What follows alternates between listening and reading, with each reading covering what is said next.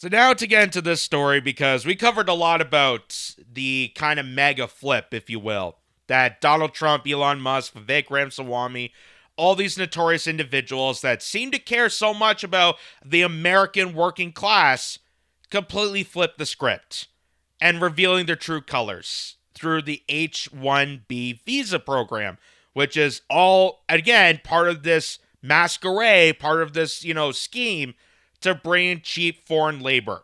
Because these companies really don't give a damn about working class Americans, much they do Canadians or any other developed nation. This is all part of a globalized scam done by people like George Soros, done by people like Bill Gates and Elon Musk. And because Elon Musk is tied to Donald Trump, now Trump is flipping the script on this. So here, for example, this is Laura Loomer, who was part of the targeted plots when Elon Musk went full Karen mode, because God forbid someone critiques a billionaire. That's the worst thing you can do right now, folks. Laura Loomer says Donald Trump supports eliminating H1B visa. So this is back in his first presidency. This is back in the early 2016-2017 race. This is what made this full kind of mega commitment right now, because Donald Trump knew, being part of that problem, being that billionaire class himself, he knew that there was a lot of people exploiting the temporary foreign worker program for cheap labor. And here's what he said in response to this in his first presidency. For decades, this company has served the needs of American workers. It's time we had a federal government that does the same. The Buy and Hire American order I'm about to sign will help protect workers and students like those of you in the audience today. This historic action declares that the policy of our government is to aggressively promote and use American-made goods and to ensure that American labor is hired to do the job. Right now, widespread abuse in our immigration system is allowing American workers of all backgrounds to be replaced by workers brought in from other countries to fill the same job for sometimes less pay. This will stop. So this is when Donald Trump was being Mr. MAGA. It almost sounds like similar to what I just said, that this is part of an exploitation. Again, I don't put the blame on the immigrants themselves because they're part of this. They're being exploited as much as we are in this process, but exactly the point. This is all part of a globalized corruption that these mega corporations, the billionaire class, abuse temporary foreign workers for their own perks and privileges, so that they bring in this workforce, they can pay them less because they're not technically employees, and they can undermine the value of a good workforce. And you have people like Elon Musk and Vivek Ramaswamy right now trying to run circles to defend it, saying, oh, we only need the top 1%. We need smart people. That's not what this is about. That's not what this is about. By smart people, they need people that comply well, that don't question the scam that's going on right now. So here's the rest of this. American workers have long called for reforms to end these visa abuses, and today their calls are being answered for the first time. So there you go. That was the first Donald Trump presidency. That's what made people so excited. And not just because he did a speech would look like, I thought those are Twizzlers behind him. I didn't realize for a second that they were actually wrenches, like there were silver and red wrenches. I thought it was actually like Twizzlers. But people were excited because of the fact that here's a guy who was actually going to support working class people. It was something different, something for a change. That's why they didn't vote for Hillary Clinton. That's why they didn't vote for the same old garbage establishment. But it turns out that is not the case. That is not the case, because here is now Donald Trump over time switching the script, going from full MAGA to basically run-of-the-mill establishment, billionaire, garbage, scammer, just like any other politician. And it just seems like this presidency, that even though he was assassination attempted twice, that people feared for him, that this presidency was going to be so awful, is going to seem like the exact same status quo garbage as always. Meet the new boss, same as the old boss. But let's watch this. Nobody knows the system better than me. I know the H1B. I know the H2B. Nobody knows it better than me. I know the H1B very well, and it's something that I frankly use, and I shouldn't be allowed to use. We shouldn't have it. Very, very bad for workers. As we speak, we're finalizing H1B regulations so that no American worker is replaced ever again. H1Bs should be used for top, highly paid talent to create American jobs, not as inexpensive labor program to destroy American jobs. Why did you change your mind on H1B Visa, sir? I didn't change my mind. I've always felt we have to have the most competent people in our country. We need competent people. We need smart people coming into our country. And we need a lot of people coming in. We're going to have jobs like we've never had before. But sir, you said you... That last one there. We need competent people. Competent, smart people. That's the thing. We just need competent, smart people. And by competent, I mean people that comply well. Joe Biden brought these people in. A lot of them weren't smart. But we can get them smart. We get them smart by complying to the program. And we need lots of them. Bigly. Hugely. We need lots of them.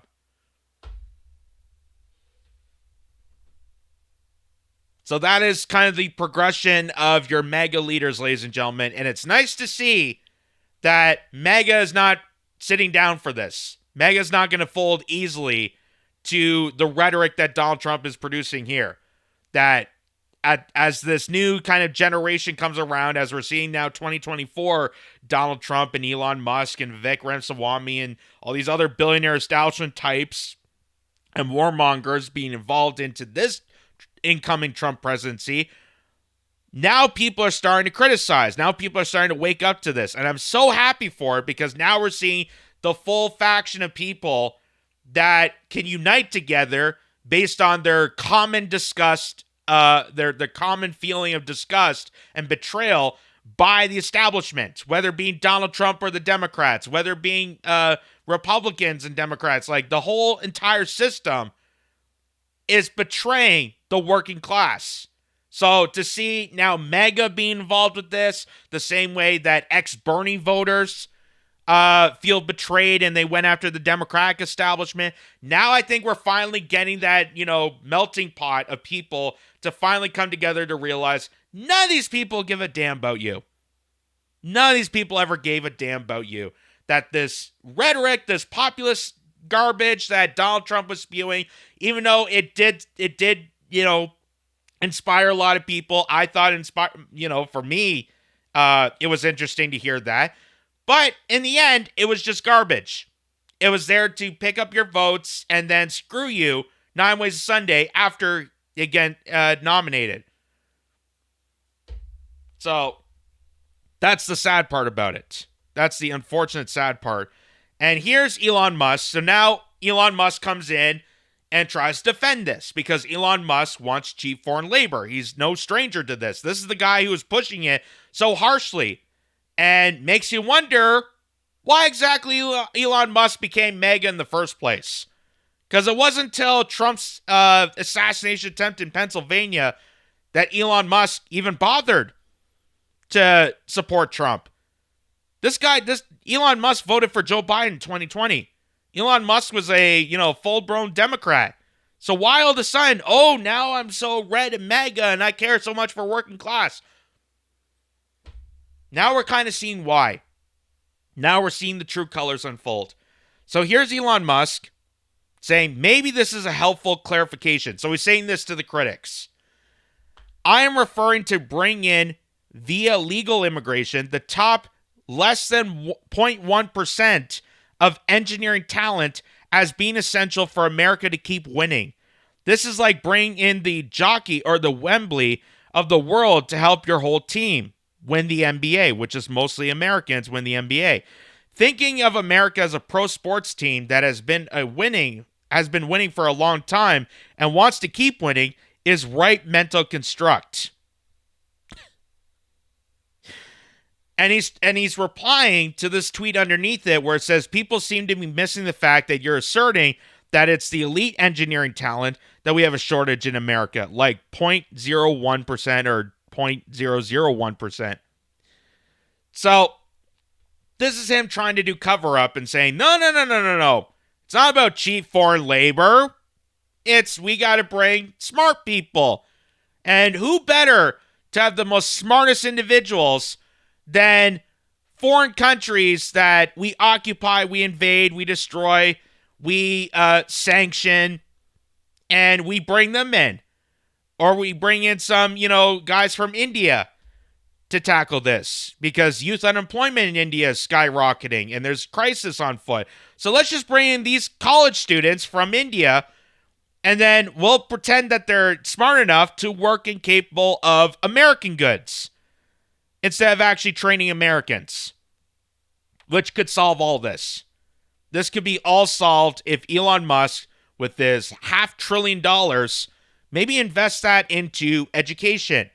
If you're saying that there's not enough smart Americans, maybe that's a time and a call to action to invest in American education. So you produce more STEM researchers. So you produce more engineers. How about train these people?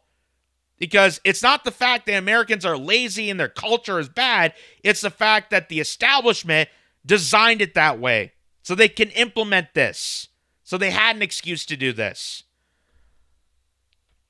And underneath it, I don't know if people can see underneath it, someone did a fact check. Someone did a community noted what Elon Musk said. It says the United States provides 0 to 1 visas, or is it 01 visas, for individuals with extraordinary ability or achievement, or the 0.01% of engineers. H1B visas are intended to temporarily hire foreign workers in specialty fields. So, again, they're trying to do this as a cover-up, but in regards to all this, and here's Bernie Sanders chiming in on this, he says, Elon Musk is wrong. The main function of the H1B visa program is not to hire the elite, the best and the brightest, but rather to replace good-paying working American jobs with low-wage, intentional servants from abroad. The cheaper the labor they hire, the more money the billionaires make. I'm trying on my Bernie. But he makes the point there. He makes a good point there. Unfortunately, the sad part, and this is what kind of I have to bash a bit of Bernie on this, is the Democrats do the exact same thing. The exact same thing. The only difference is Elon Musk is presenting this out in the open. He's openly admitting that, hey, we're going to take jobs away from America and put it towards temporary foreign workers. Whereas the Democrats will go, no. Well, we need diversity. We need DEI hires. We need to make sure there's enough, brown people and black people and women and trans and this and that into these areas. We don't want misrepresentation. Really, it just comes down to cheap labor. That's all it is. That's all it is. No matter what side you look at this. And sadly, Bernie Sanders is not going to step up and actually call this out. That's why he goes on to Twitter and talks about it. And here's just an example of it. This is from Boeing. That good airplane company that just had, how many airplanes tacked down, caught on fire. That's South Korean airliner that just crashed. Well, here's maybe why that is. From Bloomberg. Boeing's 737 MAX software outsourced to $9 an hour engineers. These are supposedly the smartest individuals, the top 0.1%, the creme of the crop. Well, why are you only paying them $9 if they're the smartest people we have for these jobs? I think if they're as smart enough and capable enough and they're the most intelligent humans to do that job, wouldn't we be paying them more? Wouldn't we be making sure that we pay them more for their expertise? That's kind of the point. Because if I pay less of them, then I'm concerned about their abilities. Because there's a huge difference between someone paying $9 an hour to, say, $30 an hour, or $50 an hour, or $100 an hour. Do you want the best of the best or not? So, part of the article here, it says, increasing the iconic American plane maker and its subcontractors have relied on temporary workers making as little as $9 an hour to develop and test software, often from countries lacking, get this, countries lacking a deep background in aerospace, notably India. So just consider that. Just consider that. When Elon Musk says that we're getting the 0.1% of the top engineering talent. Well, your top engineering talent doesn't even know how to manufacture and work aerospace technology. And we're paying them $9 an hour. Little $9 an hour. That these planes are going to house how many people at a time to travel from point A to point B. And as we're seeing, a lot of these Boeing manufactured planes are completely faulty, or they fall apart, or they catch on fire, or the worst. And maybe it's because we're outsourcing this labor that we know is not credible, that we know is not fortunate to the manufacturing of these planes, and the fact that people making the software in India, they have to bring it back to America, and Americans then have to fix it. So it's a lose-lose-lose situation, but the only people that win in this are the billionaire class. And that's why Elon Musk and Vivek Ramaswamy and now Donald Trump are completely flipping the switch. Completely going anti-mega on this. At least the supporters, the actual mega crowd, is calling this out. People like Laura Loomer, who I disagree with on a general basis, but has actually come forward with excellent points on the fact that we should not be trusting or support like Elon Musk. We should not be blindly supporting Vivek Ramaswamy. Steve Bannon, another example. He was part of the Trump original train.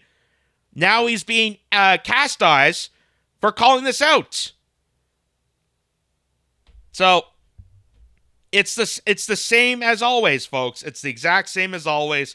It is part of a globalized escapade in providing cheap labor by insourcing these mass amounts of refugees, these mass amounts of migrants into these territories to undermine the whims of working class people within the country. Because these billionaires don't see countries. They don't see sovereignty. They don't see communities. They don't see working class. Just like the movie Network in the 70s taught us, it's the international flow of dollars and billionaires that run everything. There are no countries, no sovereignty. It's just private entities and the international transfer of dollars. That's all it is.